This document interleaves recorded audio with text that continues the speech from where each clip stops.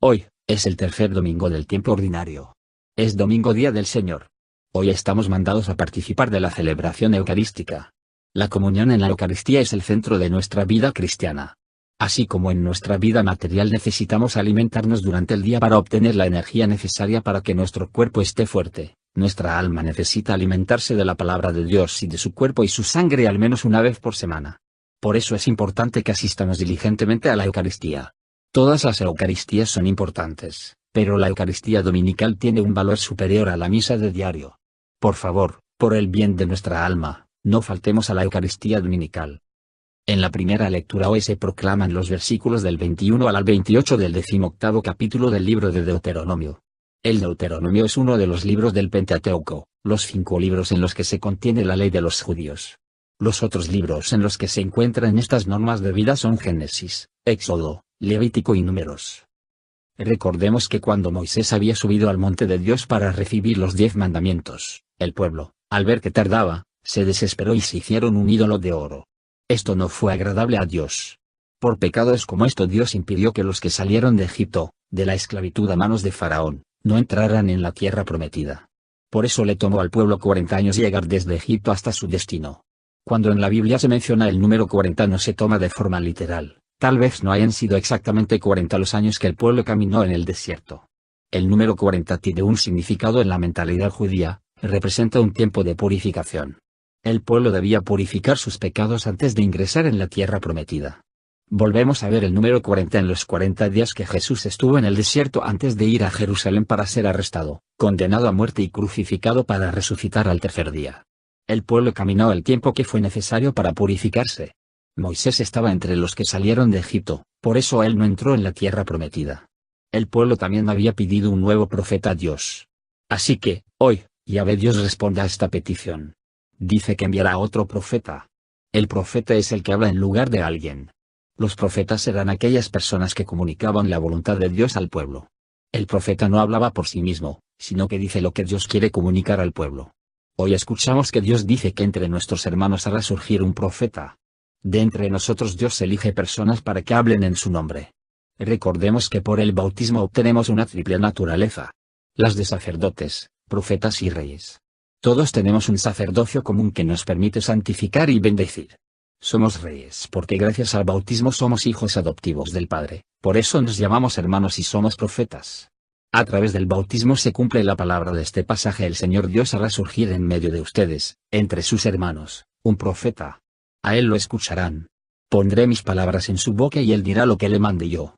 Nosotros estamos llamados a ser esos profetas. A ser esas personas que hablan en nombre de Dios, a ser esa voz de Dios en este mundo. No tengamos miedo, Él nos dice que Él pondrá las palabras en nuestra boca. Debemos ser muy cuidadosos, no solo con lo que decimos, sino que con lo que hacemos. No hay grito, por fuerte que sea, que transmita mejor un mensaje que las acciones. No permitamos que nuestras acciones reflejen lo que Dios ha mandado o den testimonio de otros dioses. Según lo que dice Yahvé Dios, hacer esto nos convierte en reos de muerte. Respondemos a este llamado a ser profetas con el Salmo 94. Antes de hablar en nombre de Dios, debemos escuchar lo que nos dice. Por eso decimos: Señor, que no seamos sordos a tu voz. Y lo que Dios dice es que no endurezcamos el corazón. Endurecer el corazón quiere decir encerrarnos en nosotros mismos sin compadecernos de nuestro prójimo. No seamos sordos a la voz de Dios. Él nos habla todos los días. Nos está indicando su voluntad, el camino de bien, lo que es mejor para nosotros. No nos encaprichemos en vivir como si Dios no tiene efecto en nuestras vidas. Él nos está llamando siempre. ¿Lo estamos escuchando? ¿O no podemos escucharle porque estamos muy ocupados? Dios nos quiere acompañar en nuestro trabajo, en nuestros afanes. Dejémoslo entrar en nuestra vida. La semana pasada escuchábamos cómo Pablo invitaba a los casados a vivir como si no lo estuvieran. Hoy seguimos leyendo la carta a los Corintios y Pablo aclara qué es lo que quiso decir. Y es bastante claro.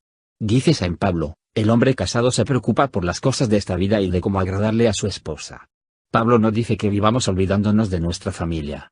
Pablo sabía que los corintios, así como nosotros, tenían muchas dificultades en su vida diaria.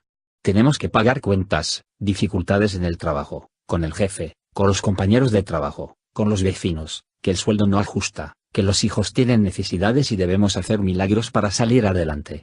Por eso podemos andar estresados y con mucha tensión. Pablo no nos pide que olvidemos todo eso. Lo que Pablo quiere es que pongamos cada cosa en su justo lugar. El trabajo, la familia, los hijos son importantes, pero primero está Dios. Preocupémonos por las cosas de Dios y Dios se ocupará en ayudarnos con nuestras dificultades. Es más, pongamos todo eso que nos estresa, eso que nos pone tensos en manos de Dios. Y Él se encargará de nosotros. Él nos dará la luz que nos indicará el camino de lo que debemos hacer. Como profetas que somos, escuchemos la voz de Dios y sabremos qué hacer en cada situación. El Evangelio es tomado del capítulo 4 según San Mateo. Un sábado, el día sagrado de los judíos, Jesús se encontraba en la sinagoga, en el lugar donde los hombres judíos se reunían a aprender sobre la palabra de Dios. Mateo nos cuenta que Jesús enseñaba sobre la palabra de Dios con autoridad, no como los escribas. Y es claro, Jesús predicaba no desde la teoría, no desde algo que había aprendido, sino que desde su vida. ¿Y nosotros? ¿Podemos enseñar con autoridad como Jesús? ¿Cómo es nuestra vida de fe? ¿Es una vez por semana en la que asistimos a escuchar sobre Dios, que sabemos que es amor? ¿O es una en la que verdaderamente vivimos diariamente, en cada situación ese amor? Claro que no nos van a creer si hablamos que Dios es bueno, que Dios es todo misericordia, que Dios solo quiere el bien si nosotros, que nos hacemos llamar cristianos, no lo demostramos con nuestra vida. Decía Gandhi, que él no creía en el Dios de nosotros los cristianos. No porque le sonara a fantasía nuestra fe, sino porque miraba cómo vivían los cristianos de la India de su época y el testimonio no era coherente con lo que decían.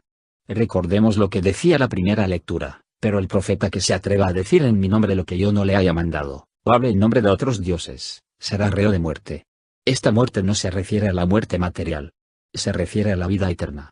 Seamos coherentes en nuestra vida diaria con nuestra vida de fe. Mateo luego nos cuenta que había un hombre poseído entre los presentes. La posesión reconoció el poder del Hijo de Dios y lo manifiesta ante todos.